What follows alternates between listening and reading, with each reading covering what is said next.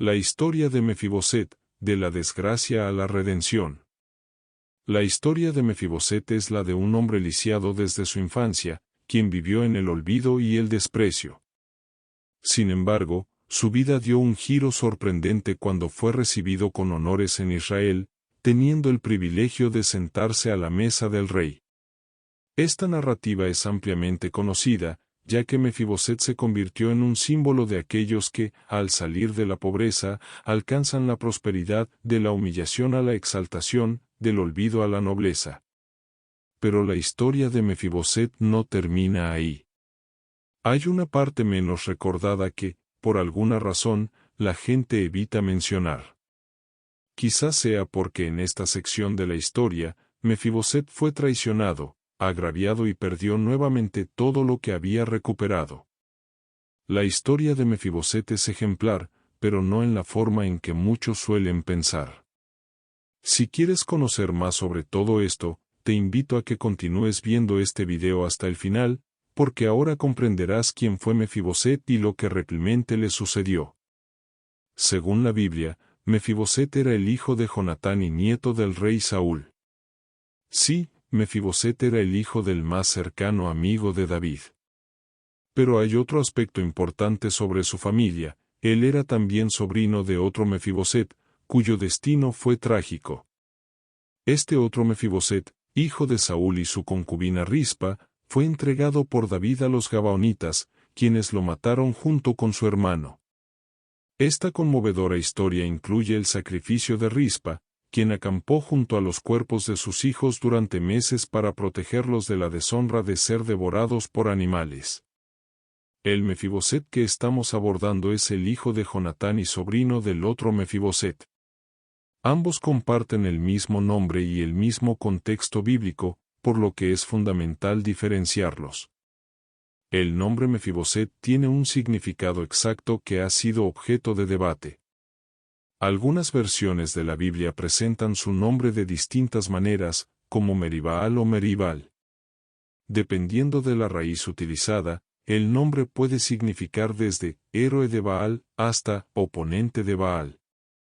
La terminología relacionada con Baal ha llevado a los escribas judíos a modificar la terminación del nombre, cambiando Baal por Boset, que significa vergüenza. Así, el significado generalmente aceptado de Mefiboset es el que disipa la vergüenza. Sin embargo, esta no es una connotación positiva. La vida de Mefiboset estuvo marcada por tragedias y frustraciones. Nació en una cuna de oro como príncipe de Israel, pero todo cambió cuando tenía solo 5 años. Su abuelo, el rey Saúl, su padre Jonatán y sus tíos murieron en una batalla contra los filisteos. Cuando la niñera de Mefiboset recibió la devastadora noticia de la muerte de su familia, intentó huir apresuradamente con él. Su desesperación era comprensible, según la costumbre de la época. Cuando una dinastía caía, la nueva dinastía exterminaba a toda la línea real anterior para evitar disputas por el trono. En medio de su huida, la niñera dejó caer al niño, lo que resultó en su discapacidad.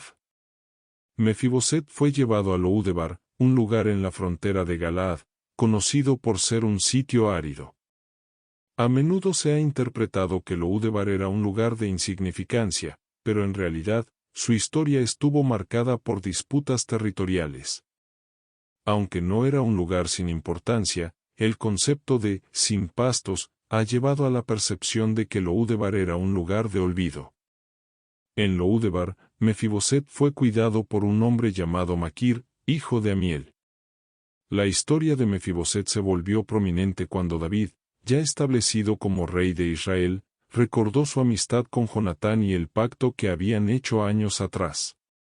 David preguntó si quedaba algún descendiente de la casa de Saúl a quien pudiera mostrarle lealtad y honrar esa alianza. En ese momento, Siba, un antiguo siervo de la casa de Saúl, le informó a David sobre la existencia de Mefiboset, un joven lisiado que había vivido como fugitivo en Loúdebar durante al menos 15 años. Algunos intérpretes sugieren que Siba, al enfatizar la condición de Mefiboset, pudo haber insinuado que no valía la pena. Sin embargo, David no se dejó influir por esto y ordenó que Mefiboset fuera traído ante él.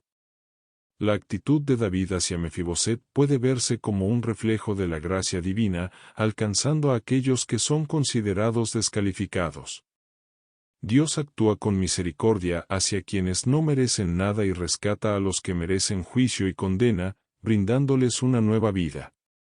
David recibió a Mefiboset con honor, restaurándole las propiedades de su abuelo y permitiéndole sentarse a la mesa del rey. Sin embargo, la historia da un giro dramático cuando Siba, que no era de fiar, se convierte en un traidor. Durante la revuelta de Absalón, el hijo de David que intentó usurpar el trono, Siba aprovecha la situación para hacer acusaciones falsas contra Mefiboset. Siba le dice a David que Mefiboset había permanecido en la capital por codicia, esperando recuperar el trono de su familia. David, creyendo en la mentira de Siba, decide entregarle todas las posesiones de Mefiboset. La decisión de David fue extremadamente grave. En esa época, ser acusado de traición podría conllevar la muerte. Más tarde, cuando David regresó a Jerusalén tras la muerte de Absalón, Mefiboset se presenta ante el rey para defenderse. Cuando David le pregunta por qué no había ido a su encuentro, Mefiboset revela la traición de Siba. Explica que había preparado un asno para ir a ver a David, pero Siba lo abandonó. Mefiboset muestra su lealtad hacia David, lamentando profundamente la situación y evidenciando su fidelidad al rey. En ese contexto, no se lavó ni se afeitó, lo cual era una clara señal de duelo y lealtad. Al escuchar su versión de los hechos, David parece creer en Mefiboset, pero aún propone dividir sus bienes entre él y Siba. La Biblia no proporciona muchos detalles sobre por qué David tomó esta decisión. Algunos estudiosos sugieren que el rey estaba emocionalmente frágil o inseguro sobre la veracidad de Mefiboset. Así, David opta por una postura neutral. Sin embargo, Mefiboset sorprende a todos al renunciar a su herencia, permitiendo que el traidor se quede con todo. Su verdadera preocupación era el bienestar de David, mostrando un carácter noble. Mefiboset le dice a David que deje que Siba se quede con todo, ya que lo más importante para él era que el rey había regresado a salvo a su hogar. Esta renuncia resalta la grandeza de su carácter. La historia de Mefiboset es conocida, pero a menudo se malinterpreta. Muchas veces se enfoca en su ascenso a la prosperidad, pero se olvida del profundo desafío de su lealtad en medio de la traición. Predicar sobre la prosperidad de Mefiboset es más fácil que hablar sobre su sufrimiento. La verdadera lección radica en su fidelidad, incluso cuando fue agraviado y despojado. En un mundo donde los valores materiales son a menudo la norma, la actitud abnegada de Mefiboset nos invita a reflexionar sobre lo que realmente importa. Para Mefiboset, las riquezas personales no eran lo primordial. Lo que verdaderamente contaba era su relación con el rey, el ungido por Dios. En su corazón, sentía que no tenía sentido disfrutar de una herencia si el rey no estaba en su trono. La historia de Mefiboset nos enseña que el verdadero valor está en la comunión con el rey, más que en las posesiones materiales. Mefiboset no centró su atención en lo terrenal, sino en el propósito divino para su pueblo.